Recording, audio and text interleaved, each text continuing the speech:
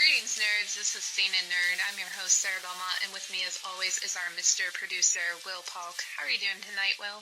I'm doing well, Sarah. I'm just bracing for the incoming jokes, but I'm having a good Friday. Hope you are too. We never joke on this show. We're super serious. We're super serious. No, I'm just super serious at my expense. Well, somebody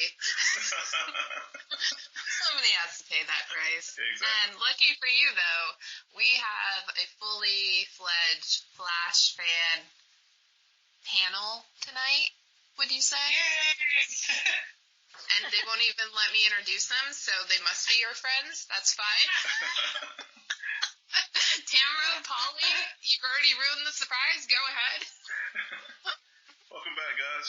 Okay, I'm Tamara, and I'm a huge fan of The Flash, and this is my second time back, and I'm very excited to share about the finale. We are The Flash, so I'm excited.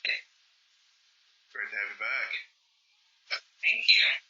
I'm Polly. I'm also a big fan of The Flash, and this is my third time. It's really nice to be here again. Great to have you guys back. Let's, yeah. So, Sarah, I'm going to put you on the spot. No. Lay it on, you will. Lay it on. I thought we figured out this before the show, but you know, you take over. That's cool. Yeah. Well, you told me to, so that's what I'm doing. So, no, all seriousness, I'm gonna open the floor to our guests and want to hear what you guys thought about the finale. So, Tamara, why don't you go first? Okay, cool. I actually really liked it. I wasn't sure how it was going to unfold. Of course, there were. I was actually surprised they brought Ralph back, because I was like, this is kind of like a dream state kind of thing. But I hadn't seen Inception, so I was a little like I didn't get all the references to that. But I like that. Very connected with him and his, in the. I guess Cecile used that with the I forgot what that thing was called, but that thing on her forehead to kind of get very into DeVoe's consciousness. I thought that was really cool. And then to kind of have Ralph fighting again. And so I thought it was clever that they tried to use some of these other sci-fi type of to kind of wrap it up. It looked a little matrixy too, like that one point when DeVoe, there was like hundreds of DeVoes. I was like, it reminded me so much of like the Matrix, like when Agent Smith was multiplying himself and everything. So I thought that was good. I felt like, there were a couple times where, there was a few plot holes in my opinion, although, when Barry, I guess, in the first episode, all that, mumbo jumbo he was talking about, not everything came to fruition at the end of the episode, and I was hoping that it would, but I think that what the producers had said was that when we saw him in the beginning, that he had pretty much like lived his whole life or something, so some of the things and references that he mentioned, maybe they'll tackle it in season 5, but there was something, Speed Force symbols that was never really brought up in the episode. I was wondering if they were ever going to talk about that. See, I thought the Speed Force symbols, I thought that was what Harry had utilized to help him figure out, and probably maybe, or Sarah, maybe y'all can help me out here, but I thought that Harry was the ones who came up with those lack of better term, hieroglyphics. I personally think that they were like supposed to be interlac, from the future. So like what Tamara said makes sense. When he's in the Speed Force, he saw his whole life, past, present, and future, and he was kind of living it all at the same time. So maybe this will be explained in season 5, and we'll know exactly what it says and exactly what it means.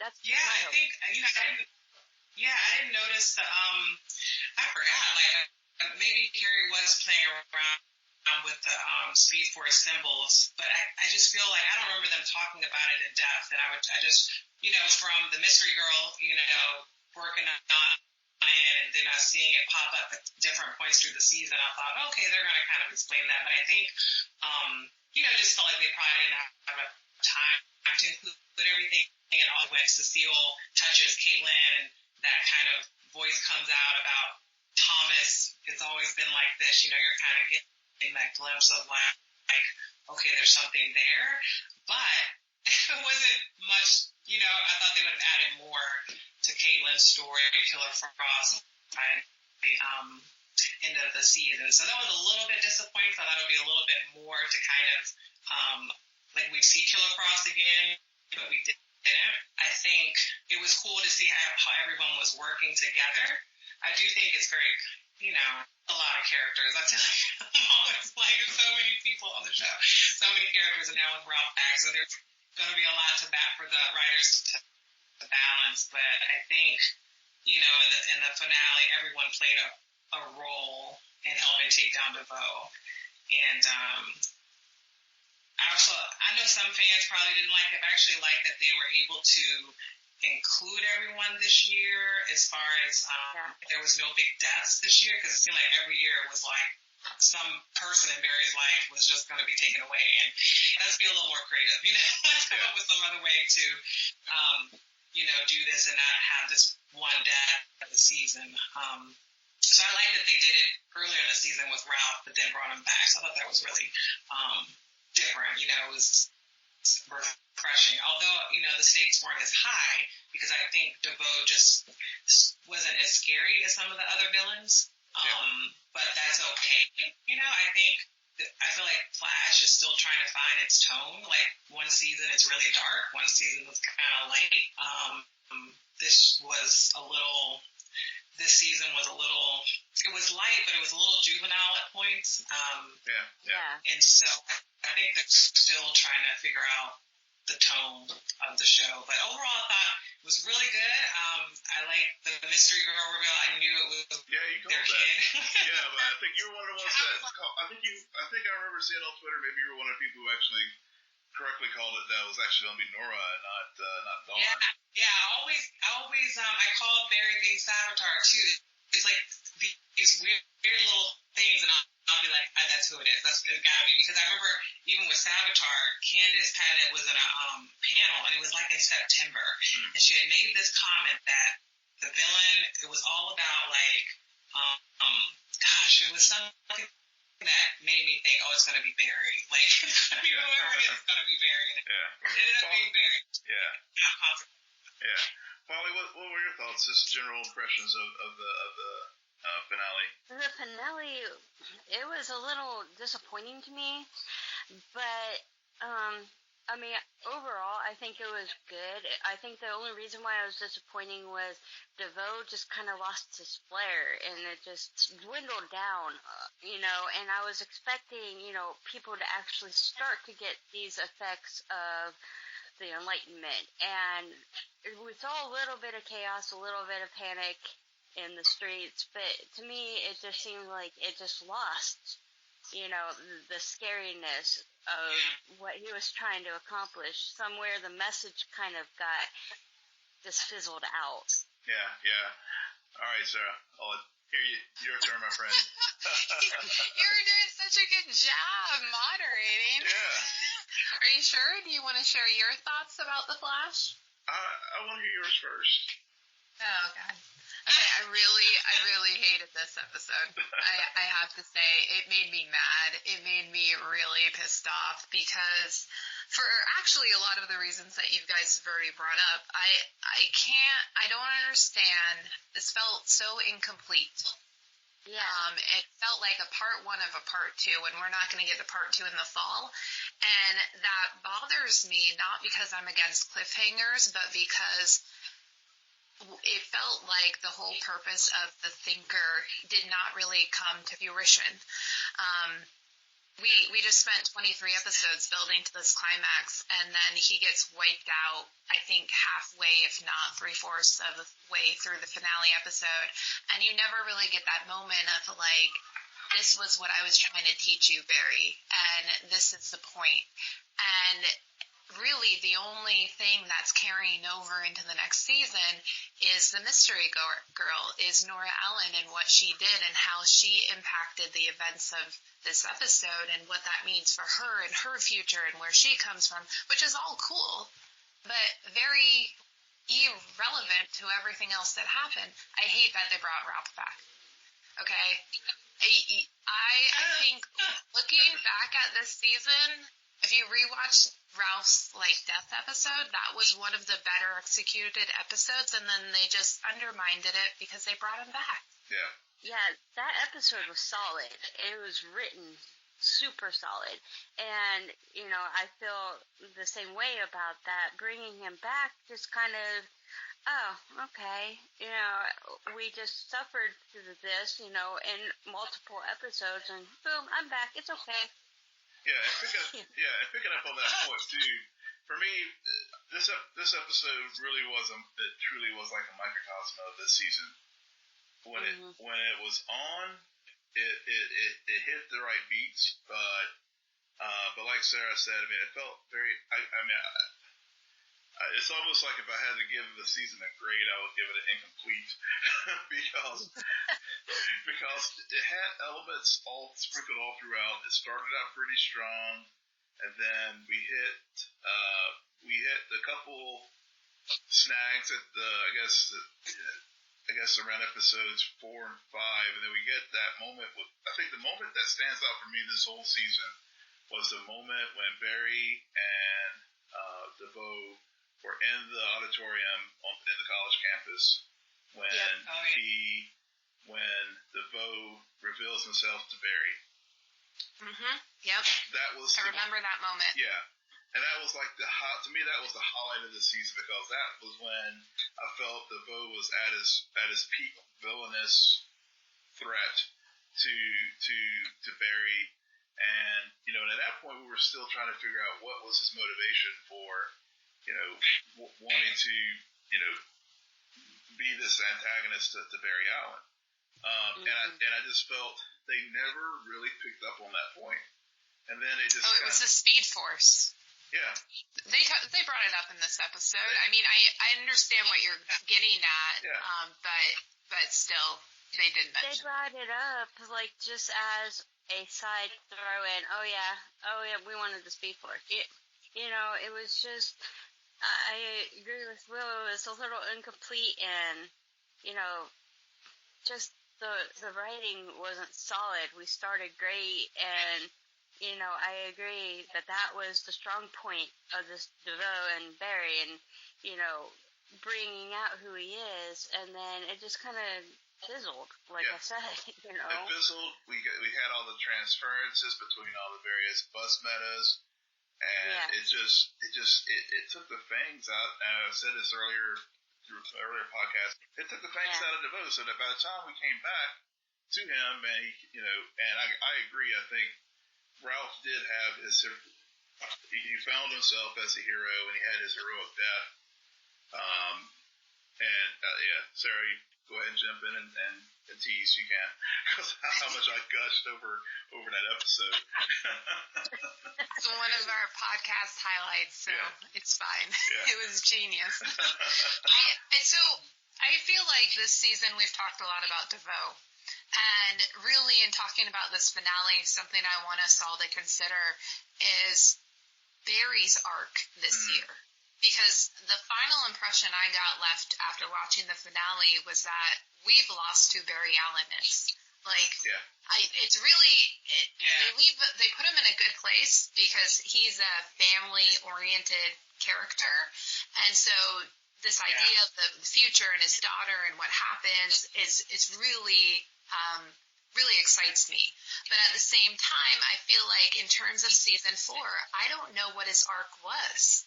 I don't really understand it. I feel like he got lost, and more so than even what happened with DeVoe, I think that's a bigger writing crime this season is what happened to Barry Allen.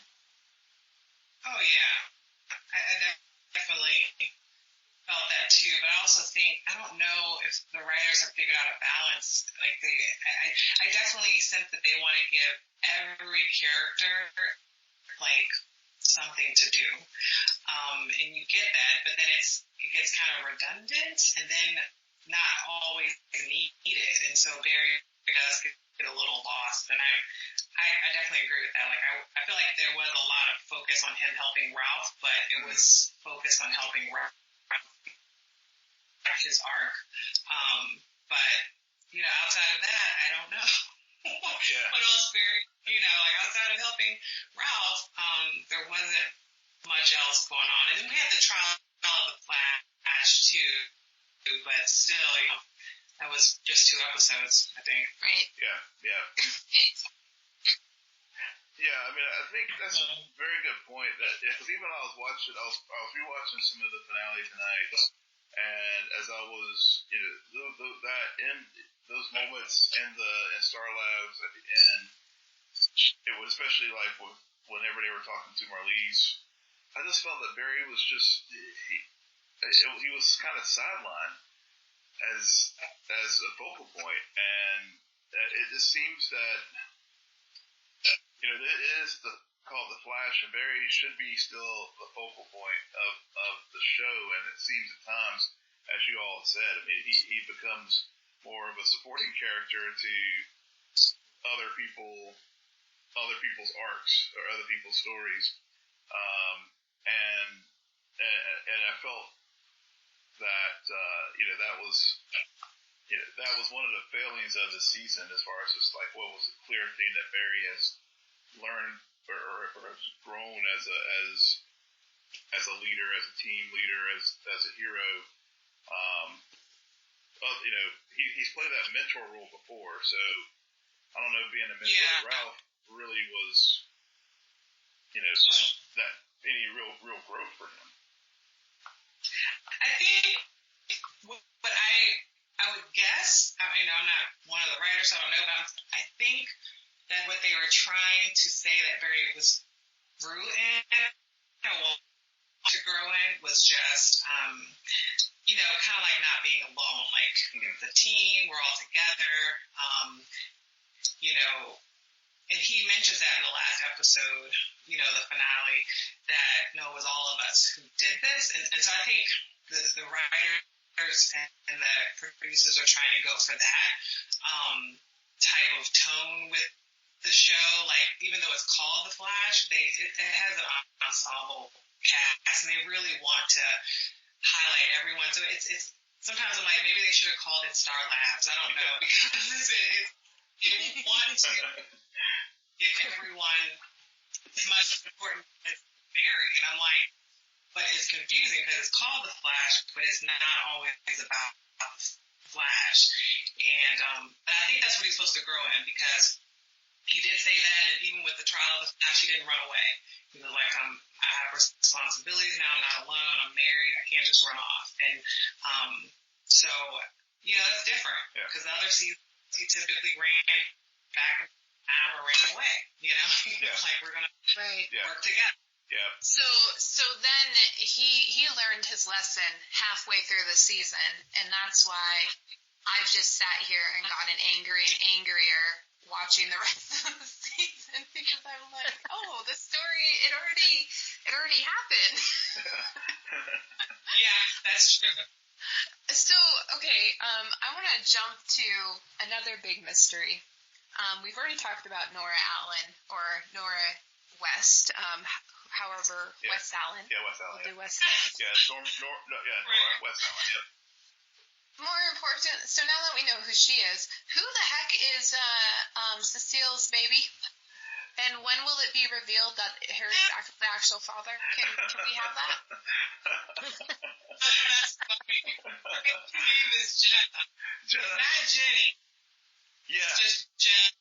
So I think she's just going to be a baby. And I realized that, I think they just had Cecile pregnant so that she could get into DeVoe's mind. Oh, yeah. I don't know. I still don't understand that arc.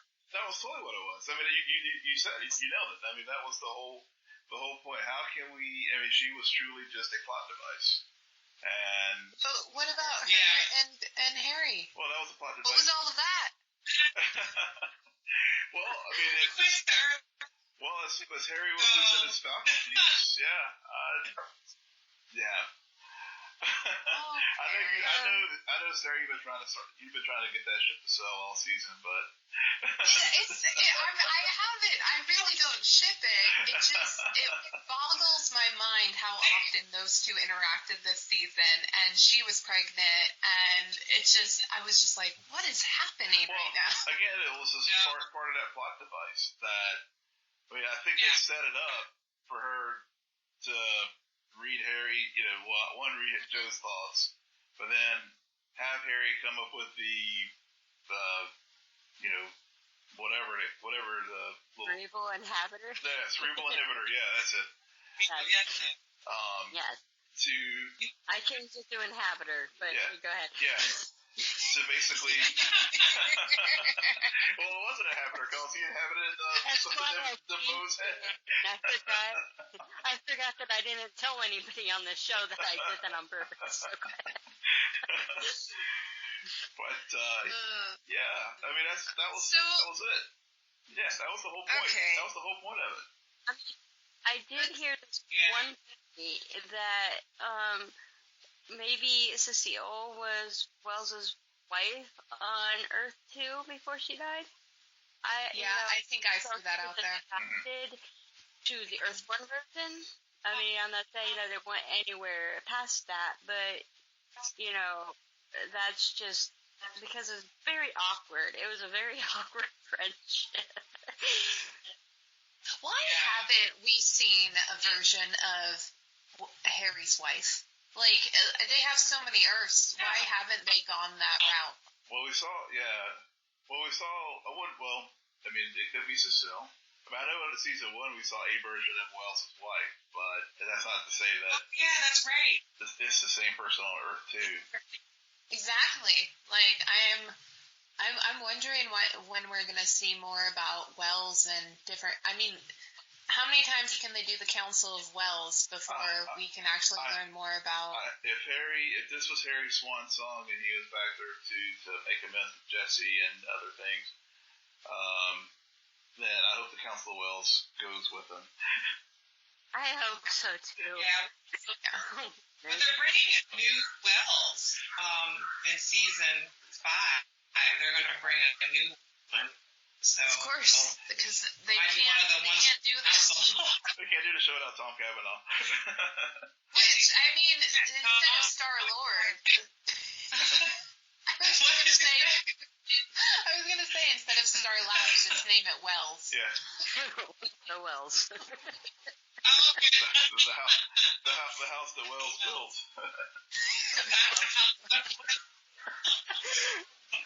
You know what? They're so funny with Tom. I mean, he's really talented, so I know some people are like, why is Bell still there? But I'm like, he's just so talented. He's such a talented actor. I don't mind all the Wells. They didn't clear up the Jade Garrison thing either. Remember he said he was going to train someone? Yeah. I was wondering if it was going to be the mystery girl. I was like, is Nora going to be on Earth 3? Like, train? I was a little confused, but they didn't touch on that again. So Flash, I don't know.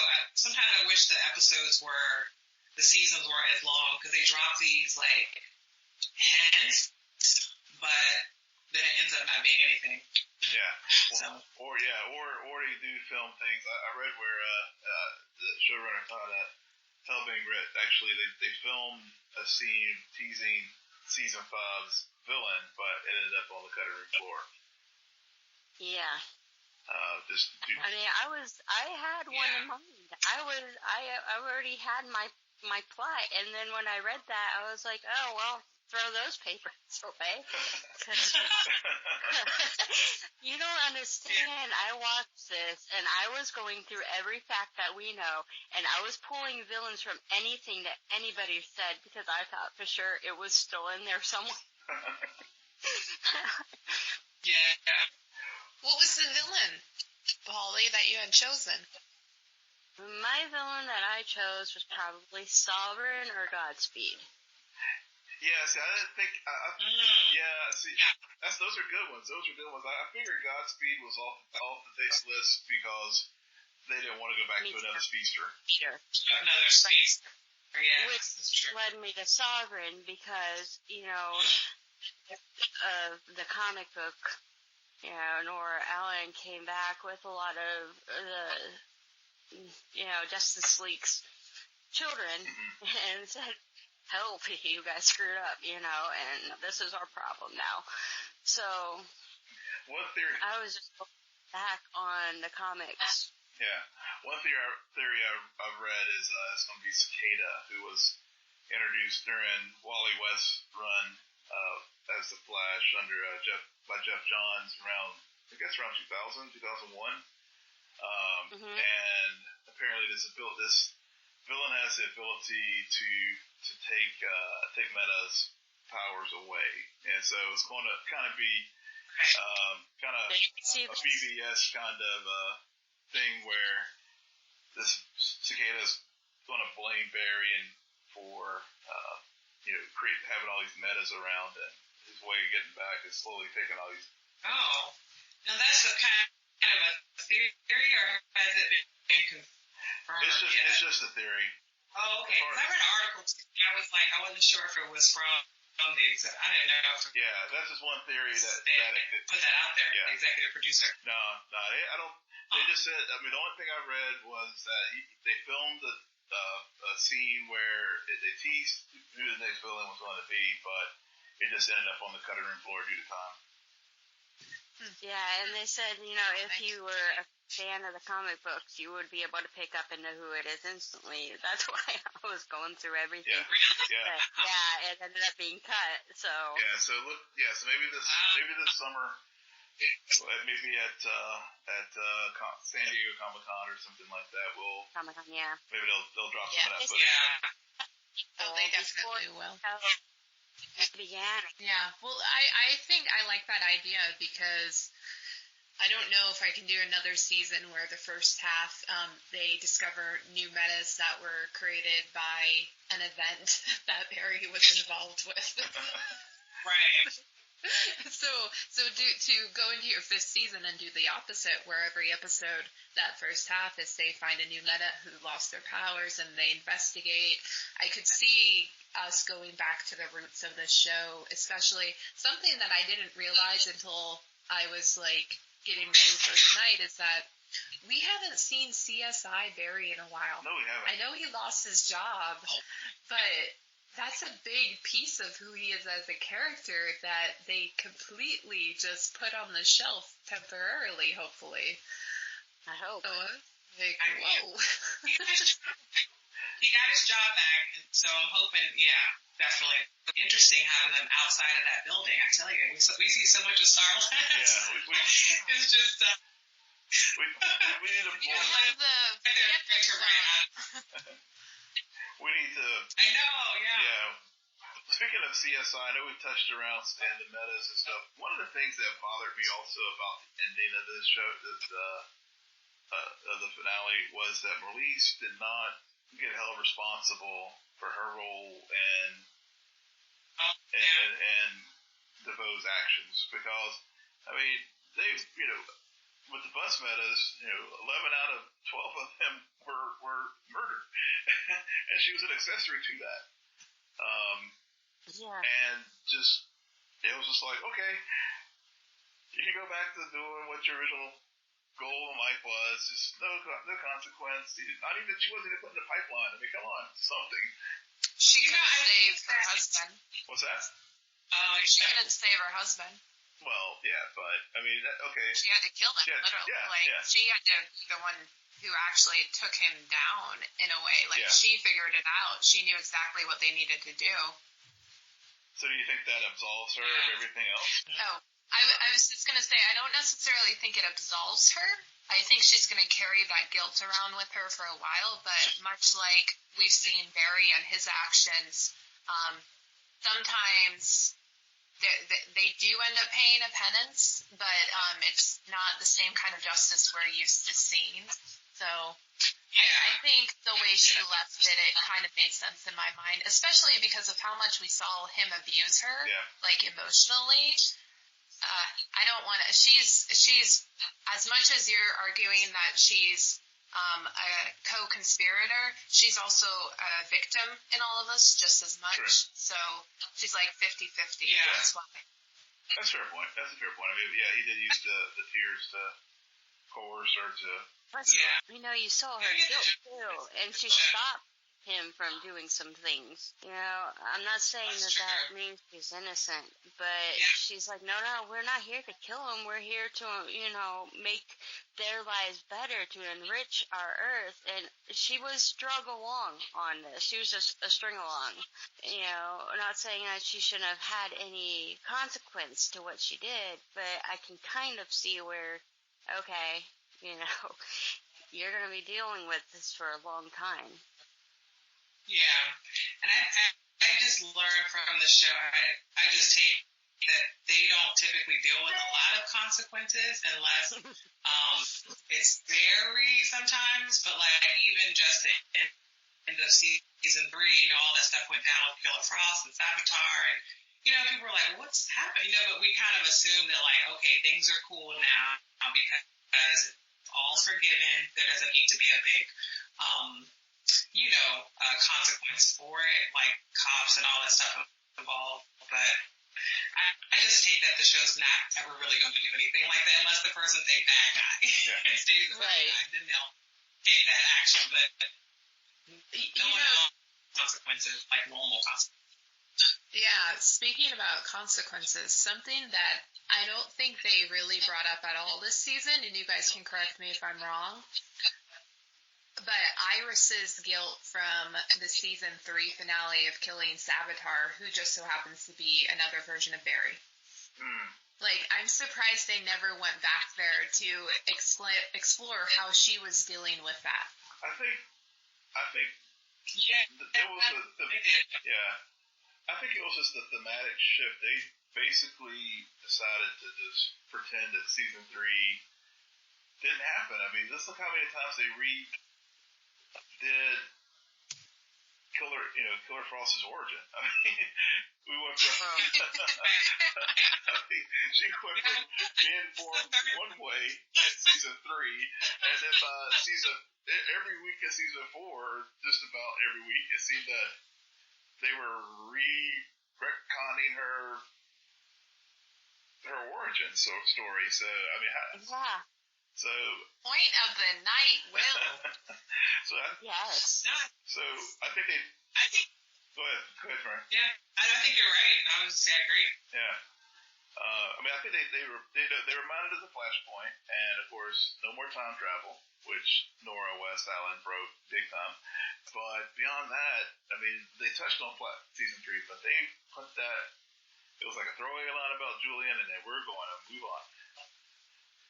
Oh, Julian. Yeah. You know, and maybe that's why this Killer Frost stuff this season has disappointed me, because that season 3 episode about Killer Frost was one of their better episodes last season, if not one of, like, the best.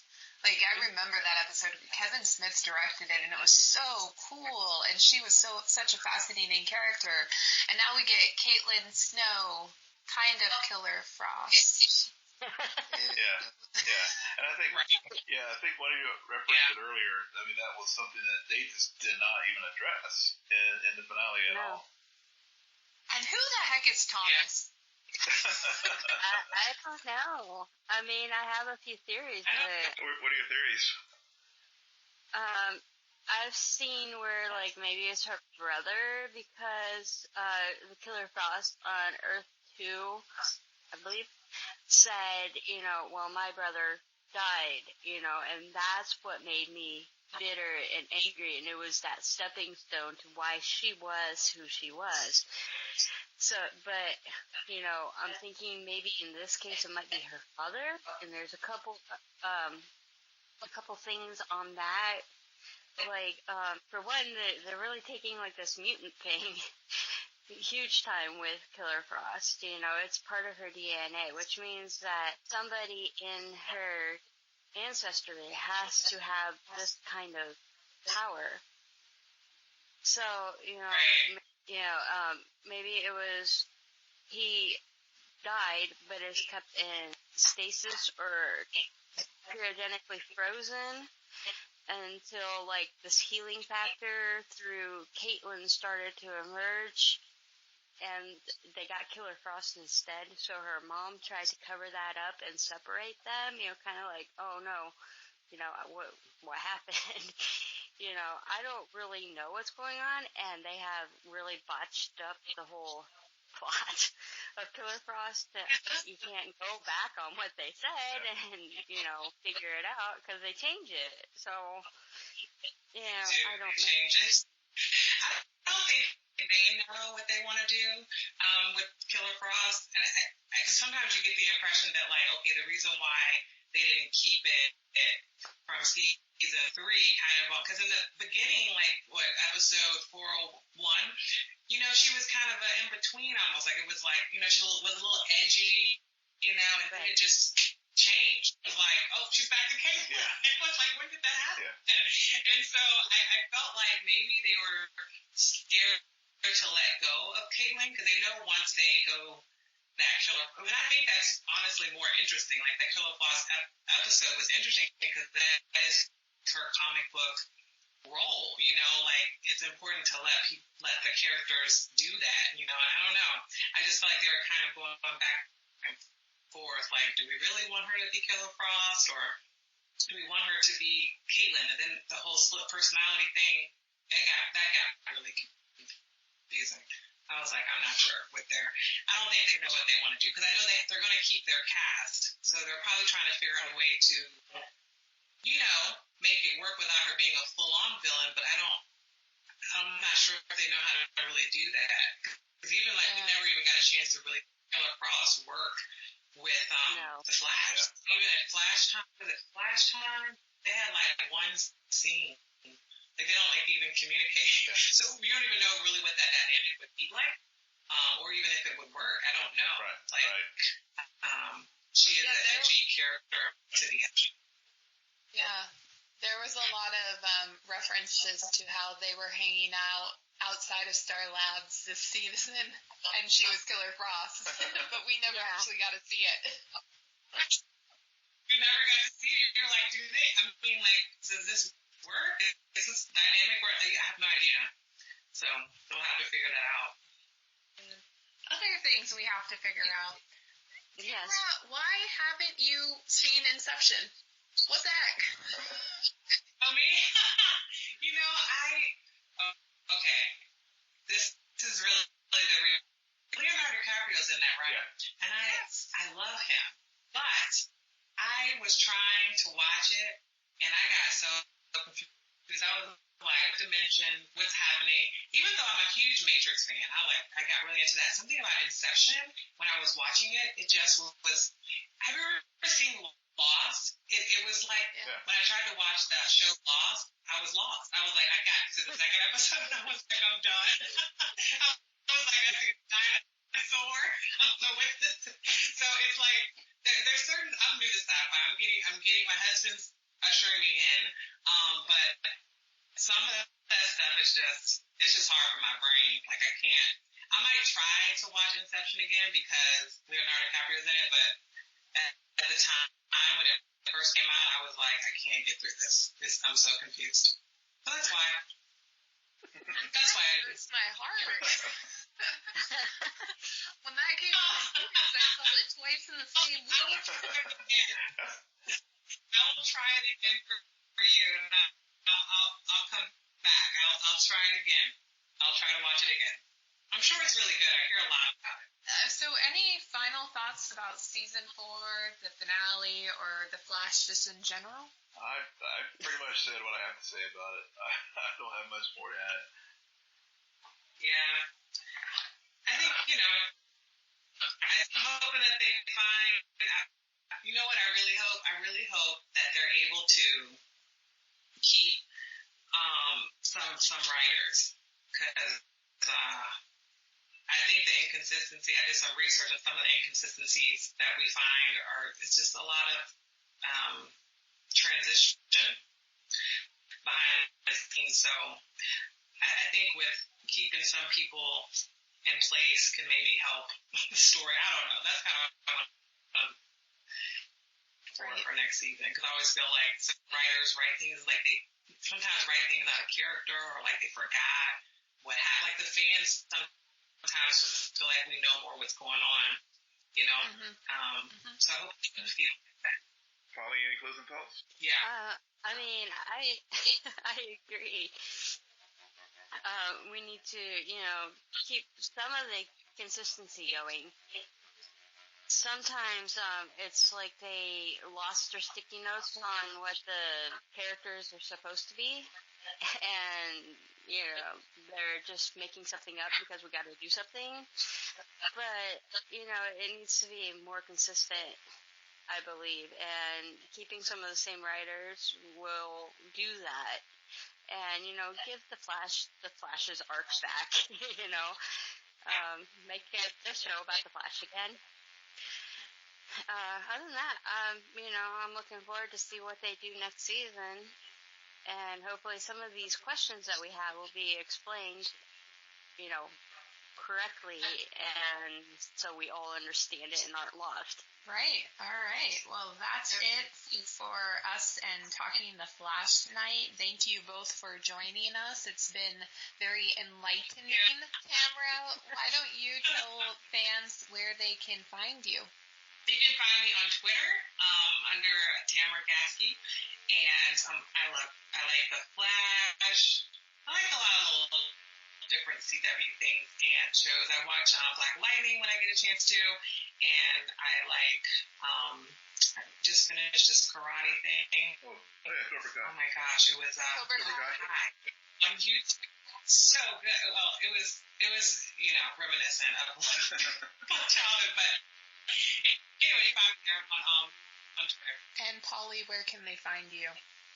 You can find me on Twitter as well at @p_Machor, and I'm in Flash Chat and some other things on Twitter. So if you want to join me there, you're more than welcome to. All right. Well, we are going to take a short break, and you're going to hear from our friends who are also podcasting, and then when we come back, we will be talking all things Krypton. Thanks. Hey guys, this is JD from the In Session Film Podcast. Every week on our show, you can join my co-host Brendan and I as we review the latest films that's out in theaters. It also inspires us to discuss a top 3 list of some sort, and we have a lot of other fun movie discussions as well. It's always a blast. And we also have a show on Fridays called our Extra Film Podcast. This is a show that gives us the space to talk about the latest indies and art films and other classics that we normally just don't get to talk about on our main show. You can find our podcast on iTunes, Stitcher Radio, SoundCloud, TuneIn Radio, Player FM, and more. In fact, you can just see everything about us, including our social medias, at InSessionFilm.com. So join us every week. We'd absolutely love to have you.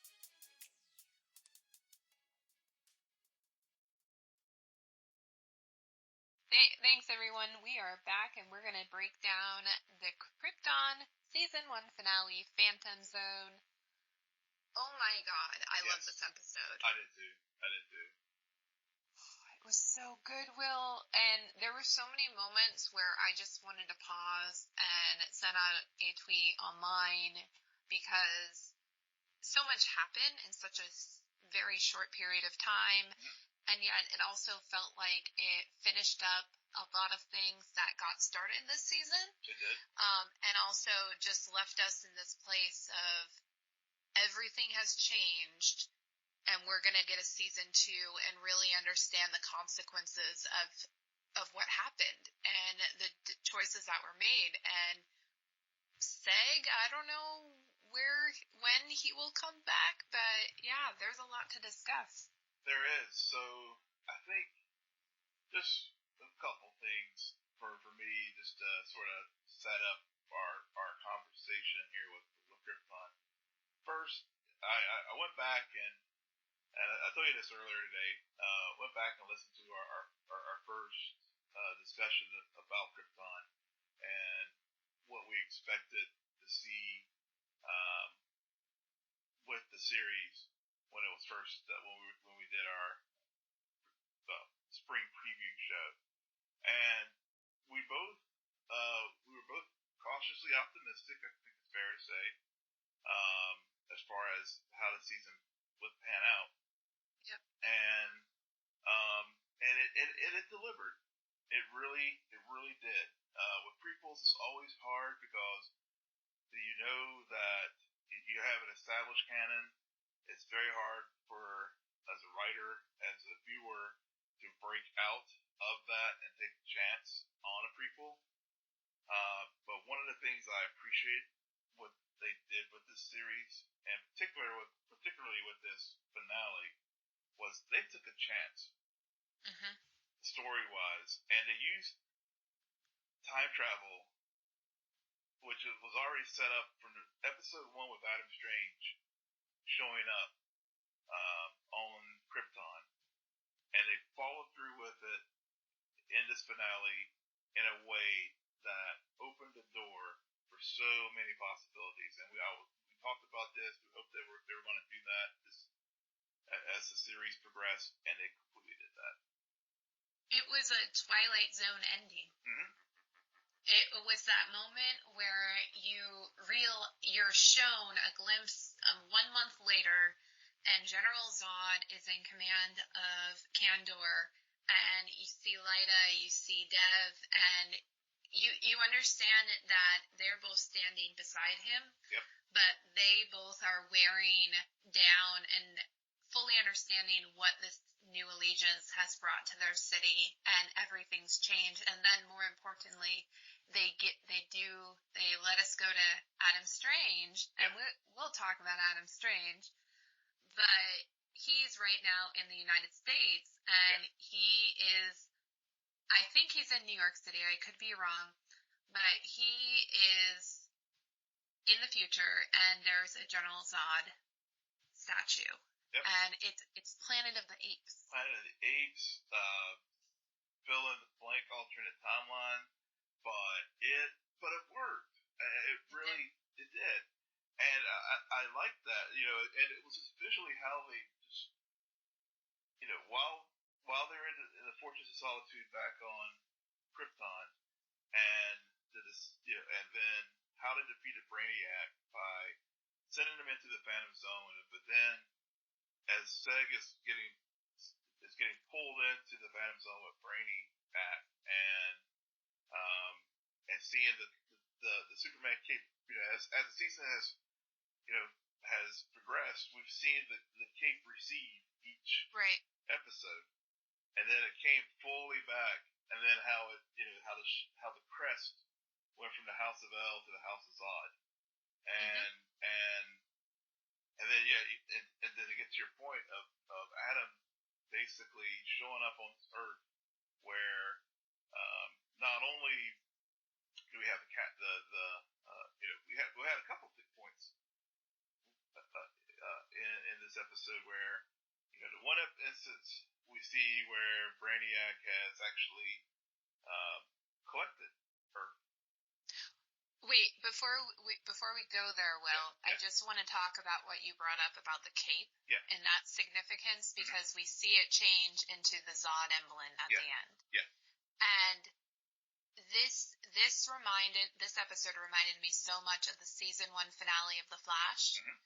And that idea of the newspaper and Wells always going back and checking if the timeline has changed. Yep.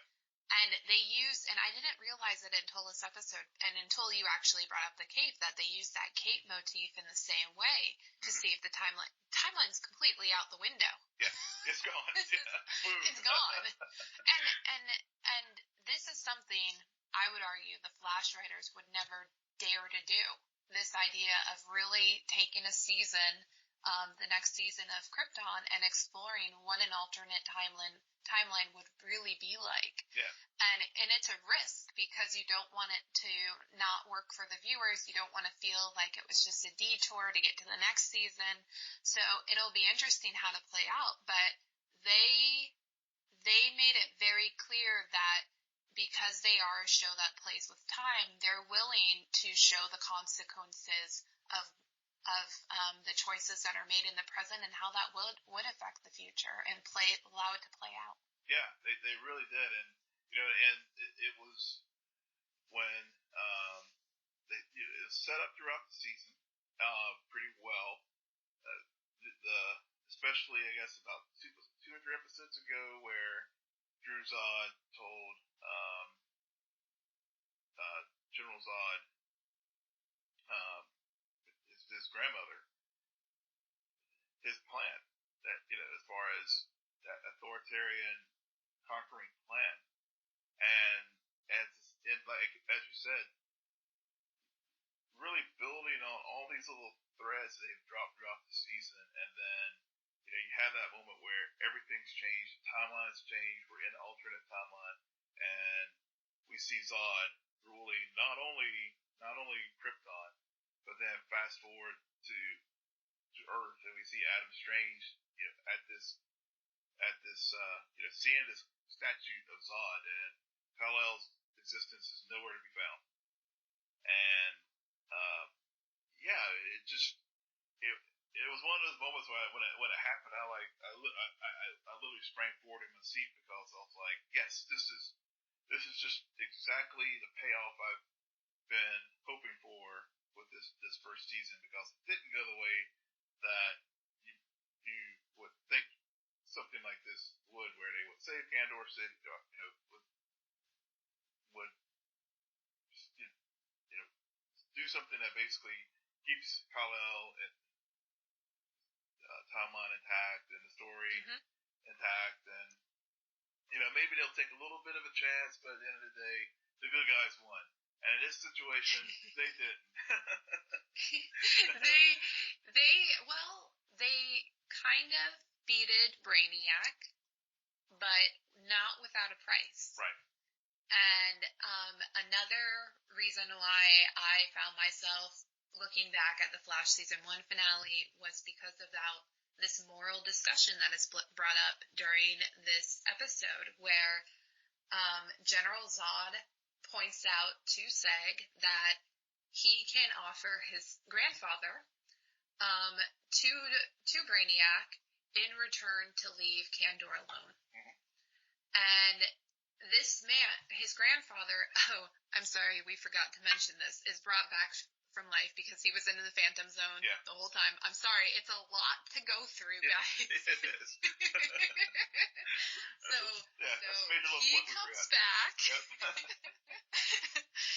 And then just when Seg gets him back, he has to figure out if he can really offer this man to Brainiac, who's a horrible, whatever he is, creature, in return to protect his city, a city that he's been trying to protect this whole time.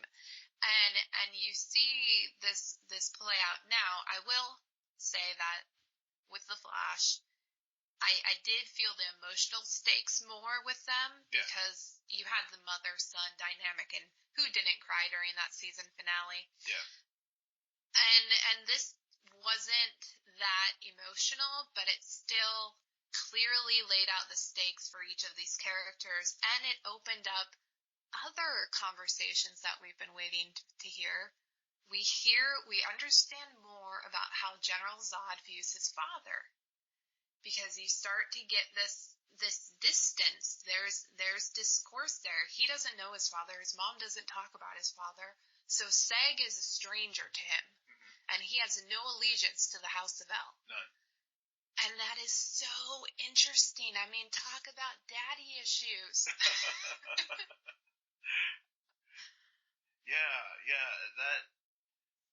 That really, really sets up for why there is such angst between the House of El and the House of Zod. And, you wonder if this, when things do get restored to what we know, is why Zod ultimately has this, and they touch on it in the finale too, that in the future whenever he sent us to the Phantom Zone, it was because he felt that the council, which Jor-El, Seg's son, is a part of, is corrupt and has the same problems that the current council has. But you wonder if that feeling and those feelings of that betrayal and that, or I don't know if betrayal is the right word, but that animosity towards the House of L, it is from, it's that paradox. What came first? Is the angst and the animosity because he met his father? It was kind of a predestination paradox, where because he met his father, and basically, they had this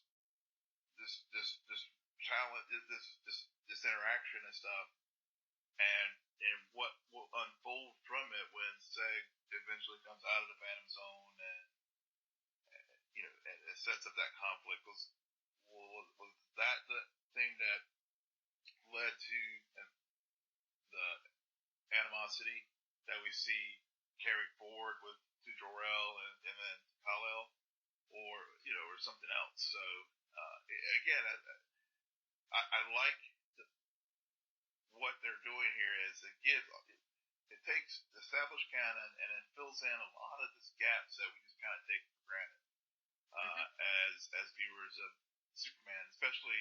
I mean, I don't read the Superman comics and stuff, so for me, this is I'm free to be able to watch this series without being wedded to anything in the comics. Most of my obviously my knowledge of the Superman mythos is mostly tied to what we've seen on film. So right, and I think, like, what if just General Zod, the man that we've come to know over this last season, is just, because of him going back in time, has just found himself the product of a time paradox and from an alternate timeline, because when he talks about where his father, the story he was told about his father, it basically foreshadowed what happens to Seg in this episode. Yeah.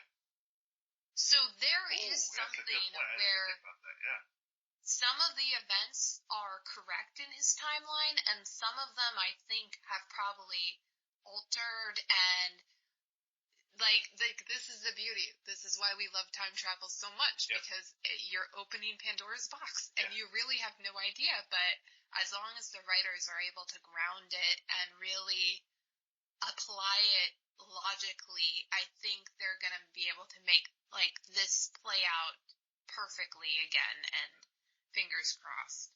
Big fingers crossed. They have very big shoes to fill, because again, I was not expecting much from this series, but I've been pleasantly surprised throughout with season 1.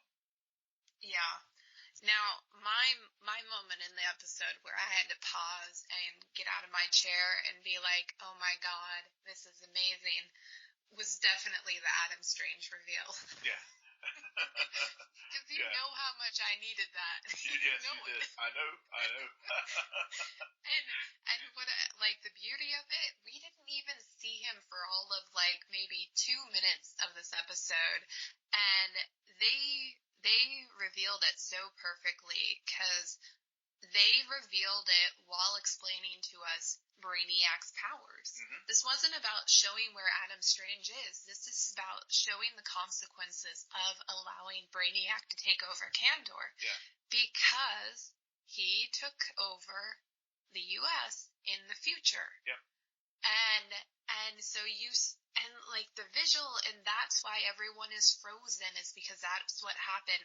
Brainiac preserves life just as much as he takes it away. Yeah. And, I don't know if I can fully lay claim to this, but I kind of feel like on a subconscious level, I knew that he had gone forward and gone back to Earth, but I just didn't anticipate that being an outcome of Brainiac's full power and capabilities. But, hats off to the writers. That was perfect. Yeah. I mean, what better way to show the depth of Brainiac's powers by just that visual? Sometimes it's done by exposition, sometimes it's done just by a visual. And that visual was just, they couldn't have laid out a better scenario to show how deep and the breadth and how powerful Brainiac is. Because, we're seeing what's happened on Kandor. We get it. Yeah, he's on a, the ship, coming out of the, descending onto Kandor City was visually impressive, for TV show on the Sci-Fi Channel budget. Kudos to their visual effects folks, all that, and carrying that off. But, again, that's just the threat. It's just Kandor. And it's just Krypton, and we've been told about this threat all season. So we expect that. But then, like you said, it was truly a get up off your seat kind of moment when you see Adam, back in I guess New York or Detroit or wherever he was, and everything's frozen, and you realize and I had that I was like, wait, that's Earth, and everything's frozen, and and he has already collected them. He's already collected them, yeah. And this is like in the future, so this is present day of what for us, 200 years for the Kryptonians, and it really was an effective piece of storytelling there. Yeah, it's okay. I'm gonna probably get onto my Adam Strange soapbox, but Adam Strange, we should have saw it coming, and I think that's what really makes me excited about this, is because they kind of explained throughout the season that he has trouble going back and forth. Yeah. And he isn't always in control, and this technology that he uses is not necessarily his own. Right. So him going back there, and what I thought was such a good payoff, because it also puts him on this separate journey almost that is connected to Brainiac, that is connected to Kandor, and has implications. But now, when he encounters the statue of General Zod, in a way, Adam Strange continues to rewrite that hero's journey that he started on, where he originally came back to Kandor to protect them against Brainiac. And even though Brainiac has taken over, I think he's even more worried that General Zod's statue is in existence and Kal-El's is not, because essentially overall that's his main mission. He's got to save Superman. Right. And he lost on both fronts. Yep. So it'll be interesting if when he comes back and reunites with Seg, if his mission will almost deter from trying to prevent Brainiac in the future and be more focused on stopping General Zod. Yeah. And as the true so I think it's very interesting when we first learn about how Adam Strange lied to Seg about his true mission, or there was this idea of betrayal that happened between the two, that he kind of has inadvertently also found himself in the right on everything. Better be lucky than good, right? Yeah. I told you guys that he was bad, and then I had to go to the future and realize that you didn't listen to me. Yeah. But another thought, though, is that, Adam, in trying to save the future, actually set a lot of these things in motion. So, and I think that was part, we were wondering what was sort of the point of some of those scenes in the, not the penultimate, was it the penultimate or episode before? It was in the episode before. It was the episode before, because they didn't say anything about him in the penultimate. That's right. It really pissed me off. Yeah. When he was on, talking to the, I can't remember the character, the folks on Rand, about what was going on. seeing the consequences of everything that's happened subsequent to that episode, it gives a better context for why they showed had those scenes and those conversations, because it really, prior to that, Adam just kind of dropped in on the scene, and he lied to Seg about his mission, and things went sideways, and because of that, Zod and other things happened. But now we see the consequences of that in the finale, and so when we start season 2, to get to your point, Adam's going to have to figure out a way to reverse all that, and that's the great thing about time travel. I mean, will he gain a better understanding of how to use his powers so that he can help go back prior to that point in time? Right. And also, or go to a point in time where we saw where Val-El was working on a underground to build a new key to the Phantom Zone.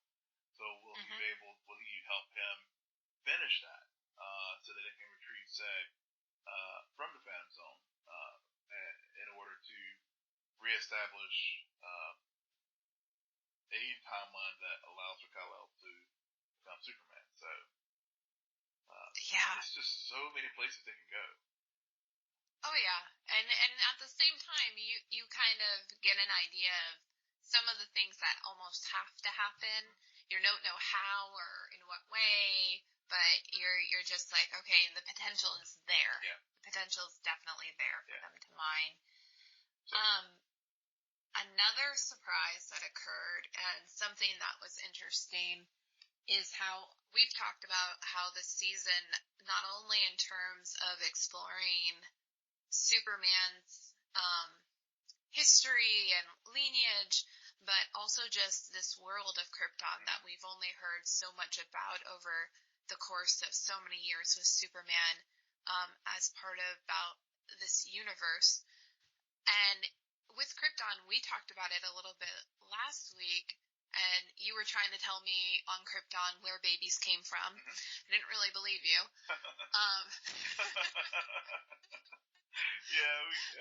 We had that discussion. We had that discussion, yes. We had birds and the bees discussion about Krypton. But we learn in this episode, or shall I say Nyssa learns more about how she's a clone. Because on Krypton, this society that they've built is not only about trying to offer an alternative to, I don't know, conceiving a child. Yeah. I don't know why you would need an alternative. Yeah. Or it's almost like how to perfect. It was a very keen process. Yeah, it seemed very eugenics-esque in the sense that, especially when you consider the caste system that Kandor City has. Very caste-based society, so it seems that the Genesis chamber sort of propagates that in several ways. Obviously, we saw it with Nyssa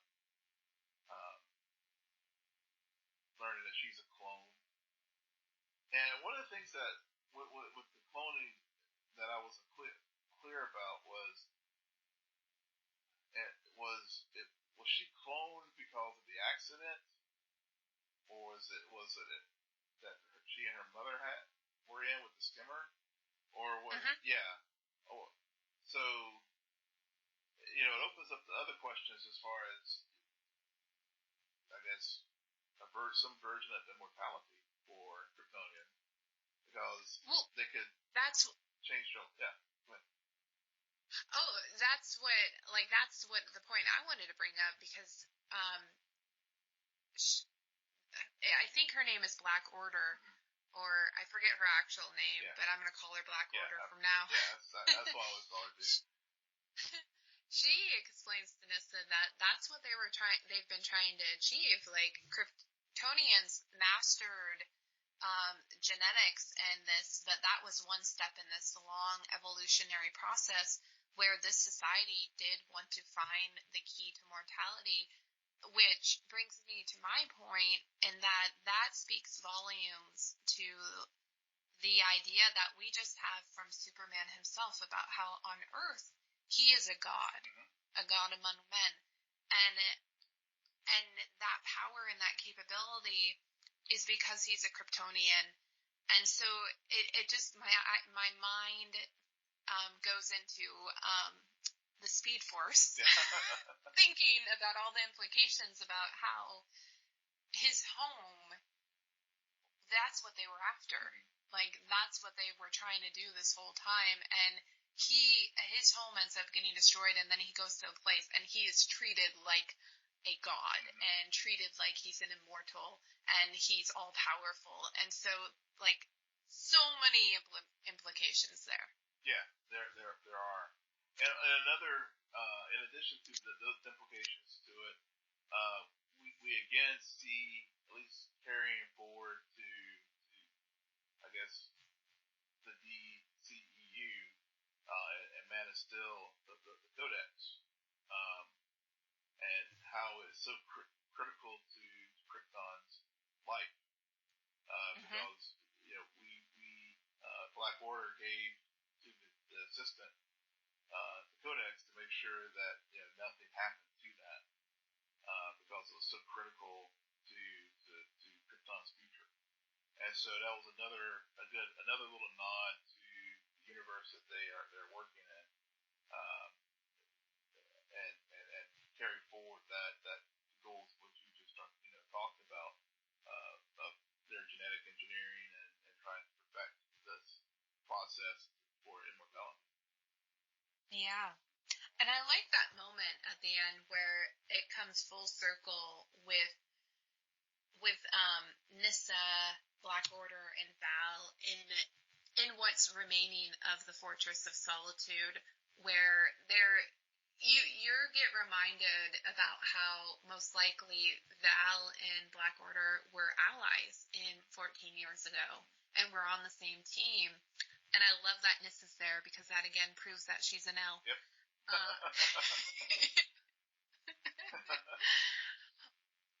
Now, the last thing I want to bring up is that, what did you think about how Nissa really was adamant about going to find the fetus of her unborn child with Seg, while she also led Lyta back to Kandor, and Lyta, instead of trying to go after and protect her own unborn children with her and Dev, she just goes full Sagittari and makes some decision that costs a lot of Sagittari their lives. Yeah, I think, there was a moment when that happened, and I think she talked to Dev about the lessons that her mother was trying to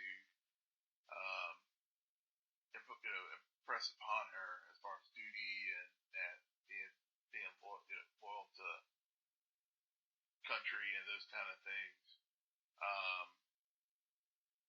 Where she, and then I guess her own internal feelings as far as having to make that choice when she shot Druzot, shot her mother to save Druzot, her own offspring.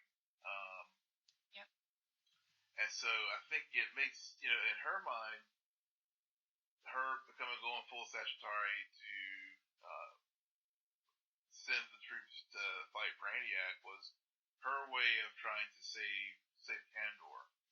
That's what she's been programmed to do, and that's so it was that moment where all the training, all the speeches, all the beat downs that her mother gave to her, it kicked in, and she was like, "This is what I got to do to save the city." And whereas Nissa's goal, was pretty vex like in that it was looking out for themselves. And, because really she didn't care about all the other kids in the Genesis Chamber. She just wanted to save her offspring. And and so the rest of them, whatever. But so I think it was a good moment to show the nature of both of those two characters, as far as how they viewed themselves in this Kryptonian world. And I think it also shows a contrast of maternal instincts. Like, I'm sure that there are tons of shows that have two polar opposite characters who are both male, and one is about saving just their children, and another is about saving the world. And so you see those same motivations, and maybe what struck me more is that the writers are using two female characters to display that on very different tracks. And so hats that off to them. And speaking of Jaina, we did not even see her this episode. That's another loose end for next season. Because I think we were both thinking that Jaina and her newly discovered brother were going to somehow interplay in the finale. But that's definitely loose end.